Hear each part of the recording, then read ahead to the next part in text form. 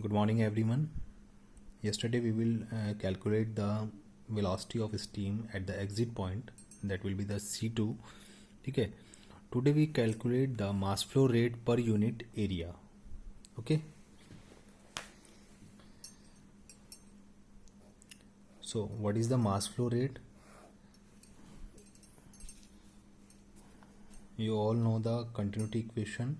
We will discuss.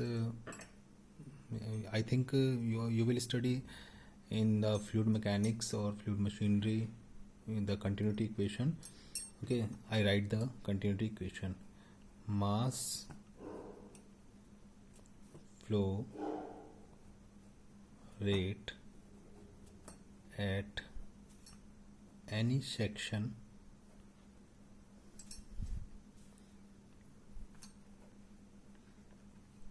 from continuity equation.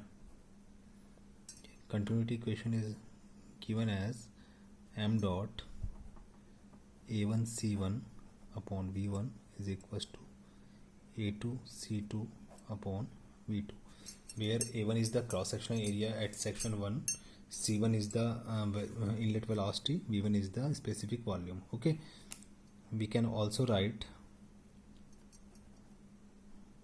m dot a2 is equals to c2 upon v2 or m dot a1 is equals to c1 upon v1.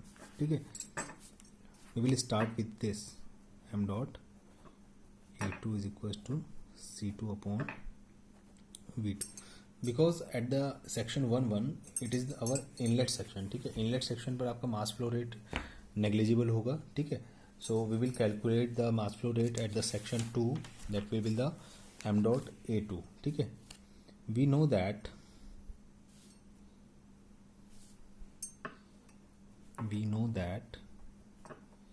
कल हमने एक relation calculate किया था. ठीक है, मैं relation आपको direct लिखवा देता हूँ क्योंकि जस्ट ऊपर ही वो रिलेशन लिखा हुआ है. P2 V2 upon P1 V1 is equals to P2 upon P1 की पावर n-1. ठीक है, यहाँ से हमें क्या निकालना है, यहाँ से हमें केवल क्या रिलेशन चाहिए, हमें यहाँ से एक V2 अपॉन V1 का रिलेशन चाहिए. ठीक है, वो रिलेशन हमें आगे यूज़ करना है. ठीक है, तो हम कोई भी एक वैल्यू हम यहाँ से कैलकुलेट कर लेते हैं. ठीक है, मैं यहाँ नीचे लिख देता हूँ रिलेशन आपके लिए. We know that P1 V1 की power n is equals to P2 V2 की power n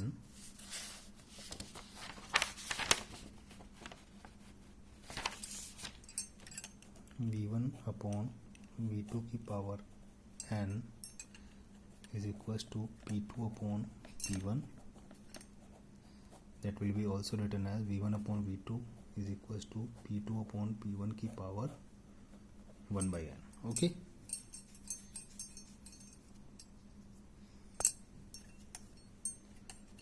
Calculate the value of V2. V2 is equals to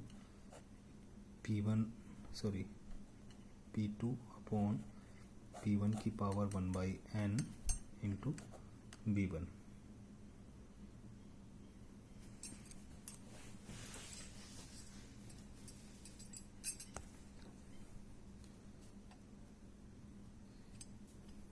ये माइनस हो जाएगा. ठीक है, क्योंकि क्रॉस मल्टीप्लाई होगी. ठीक है, हमें V2 कैलकुलेट करना है तो ये V1 के अपोन में आएगा तो पावर ऊपर जाएगी तो नेगेटिव साइन हो जाएगा. ठीक है, -1 upon V1 that is.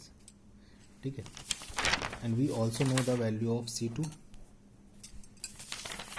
We also know the value, क्योंकि हमें ये फैक्टर कैलकुलेट करना है. ठीक है, V2 हमने यहाँ से निकाल लिया. C2 हमारे पास जस्ट लिखा हुआ है. C2 is equals to 2 into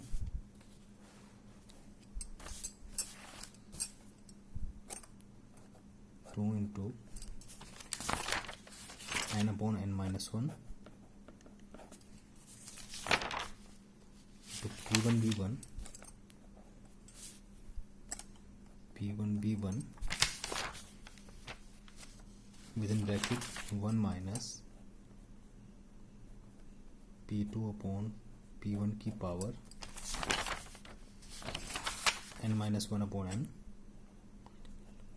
n और इस पूरे की होल पावर कितनी है, half.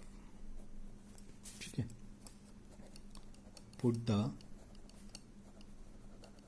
Value of V2 and C2 in equation. ठीक है, क्या क्या निकालना था हमें, m dot upon A2, m dot upon A2। तो हमें क्या है वो आपका C2 अपॉन V2। C2 का वैल्यू आपके पास ऊपर लिखा है n-1 P1 V1 1 minus P2 upon P1 की पावर n-1 की पावर हाफ अपॉन V2 का वैल्यू है आपके पास P2 अपॉन P1 की power -1/n into V1। Okay, we can write m dot A2 is equals to, इन सबको ऊपर ले जाइएगा, 2 into n upon n-1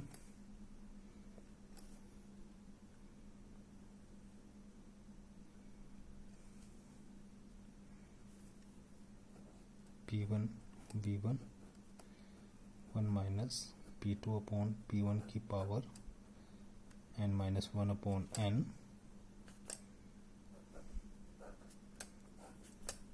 half into P2 upon P1 की power 1/n into V1। V1 get cancelled, cancel नहीं होगा। V1 को जब आप ऊपर लेके जाएंगे, ठीक है, तो कितना हो जाएगा, V1 की पावर -1। ठीक है, इस पूरे फैक्टर को आपको इस ब्रैकेट के अंदर लेके जाना है। ठीक है, यहाँ पर पावर हाफ है। ठीक है, ये कब बाहर निकला होगा, जब इसकी पावर जस्ट डबल होगी। ठीक है, तो वो वापस अंदर जाएगा तो पावर इसकी डबल हो जाएगी। m dot upon A2 is equal to 2 into n upon n-1 into P1 V1 into P2 upon P1 की पावर 2/n इंटू V1 की पावर -2 और ब्रैकेट में आपका रहेगा 1 माइनस P2 अपॉन P1 की पावर n-1 अपॉन n और इसकी whole power half. Okay, तो एक V2 से यहाँ, एक V1 से आपका एक V1 यहाँ से कट जाएगा। ठीक है, कितना बचेगा आपका ये m dot upon A2 is equals to 2 into n upon, ये जस्ट एक कैलकुलेशन है। ठीक है, ये कैलकुलेशन आपको खुद से ही करनी है। P1 अपॉन, ये V1 एक बचा है आपके पास, ये V1 नीचे आ जाएगा, P1 upon V1 P2 upon P1 की पावर 2/n। ओके, इसकी आप अंदर मल्टीप्लाई कर लीजिएगा पूरे की। ठीक है, तो जब इस पूरे फैक्टर के अंदर मल्टीप्लाई करेंगे, यहाँ पे 1 के साथ करेंगे तो सेम रहेगा। जब अंदर आप करेंगे, या मैं केवल इस फैक्टर के अंदर मल्टीप्लाई कर रहा हूँ। ठीक है, 1 माइनस P2 अपॉन P1 की पावर n-1 अपॉन n, इस पूरे की पावर हाफ। ठीक है, करना क्या है अब आपको, ये जो फैक्टर है आपका, इस फैक्टर को अंदर मल्टीप्लाई कर देना है। 2 into n upon n-1 into P1 V1। जब इसकी मल्टीप्लाई अंदर करेंगे तो कितना आएगा, P2 अपॉन P1 की पावर 2/n। देखिए, यहाँ P2 अपॉन P1, यहाँ भी P2 अपॉन पावर है, तो पावर क्या हो जाएंगे, एड ऑन हो जाएंगे। तो कितना हो जाएगा, 2/n, मतलब n आपका, तो n तो एलसीएम आ जाएगा, हो जाएगा 2 प्लस n-1 है, तो 2 - 1 कितना बचेगा, 1 आपका, प्लस 1 बचेगा, तो कितना हो जाएगा ये P2 अपॉन P1 की power n+1 upon n, n+1 upon n और इस पूरे की पावर हाफ। ठीक है, अब हमने ऐसा किया क्यों है, इसका रीज़न मैं आपको बता देता हूँ। ठीक है, क्योंकि हमें क्या कैलकुलेट करना था, m डॉट A2 कैलकुलेट करना। हम इसको जितना समराइज वे में ला सकते हैं उतना समराइज वे में हम इसको ले आए, ठीक है। अब यहाँ पर आप एक चीज़ देख सकते हैं कि यहाँ पर जो मास फ्लो रेट है, मास flow rate per unit area है, वो सेक्शन 2.2 के लिए मैंने कैलकुलेट किया है, क्योंकि इनलेट पर आपका वो है नेग्लिजिबल होगा, ठीक है। इसमें आप देख सकते हैं कि ये किस किस चीज़ पर डिपेंड कर रहा है। देखिए किस किस फैक्टर पर डिपेंड कर रहा है। देखिए यहाँ ये प्रेशर है, प्रेशर है, प्रेशर है, यहाँ ये वॉल्यूम है, और ये क्या है, एन है, ठीक है। 3 फैक्टर्स पे डिपेंड कर रहा है। First one is the pressure, second one is the volume, third one is the n. And what is the n? N will be the expansion index, या इंडेक्स ऑफ एक्सपेंशन ही बोल सकते हैं इसको, expansion index, ठीक है। 3 factors के ऊपर ये डिपेंड कर रहा है पूरी तरह से, ठीक है।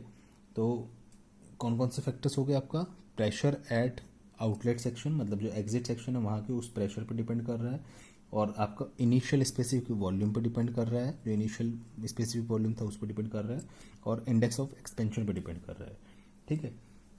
इसमें केस जो बनते हैं, केस फर्स्ट, अगर आपका जो इनलेट प्रेशर है वो जो आउटलेट प्रेशर है वो इनलेट प्रेशर के इक्वल हो जाए, अगर P2 is equal to P1 हो जाए तो क्या होगा,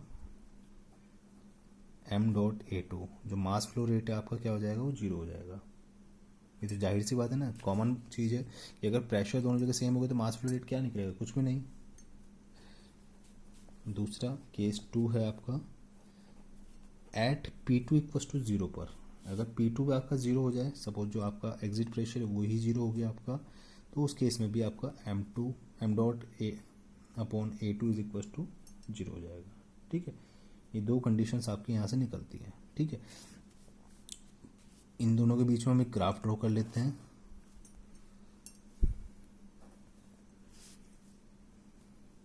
ये जो ग्राफ मैं ड्रॉ कर रहा हूँ ये P2/P1, मतलब ये मेरा कहलाता है क्या, pressure ratio. This will be the pressure ratio, और m.A2, इन दोनों के बीच में एक ग्राफ मैं ड्रॉ कर रहा हूँ, ठीक है। ये ग्राफ क्या बनेगा, देखिए जब आपका प्रेशर 0 होगा, ठीक है, मैं 0 प्रेशर की बात कर रहा हूँ, एकदम 0 प्रेशर पे क्या होगा आपका, यहाँ पर तो कुछ नहीं होगा। फिर धीरे धीरे जैसे क्या होगा आपका, ये जो मास फ्लो रेट आपका बढ़ेगा बढ़ेगा बढ़ेगा, धीरे धीरे बढ़ता चला जाएगा, ठीक है। और एक कंडीशन वो आएगी, कौन सी कंडीशन होगी वो, इस पॉइंट 1 पर, ठीक है, कि जहाँ पर ये आपका वापस 0 हो जाएगा, ठीक है। तो 2 कंडीशन आई थी कि जो P1 है आपका, इस पर भी आपका मास फ्लो रेट 0 होगा, अगर P1 P2 आपके दोनों इक्वल हो जाए, ठीक है। यहाँ मैं देख रहा हूँ कि P1 P2 अगर आपका इक्वल हो गए तो दोनों इस कंडीशन पे आपका 0 है, और अगर आपका P2 0 हो जाए तो यहाँ पर भी आपका मास फ्लो रेट 0 हो जाएगा। तो हमें एक जगह मैक्सिमम मास फ्लो रेट हमारा मिल रहा है, ठीक है। इस पॉइंट पर हम बोलते हैं PC, critical pressure, critical pressure, okay. This will be all about the mass flow rate per unit area, okay.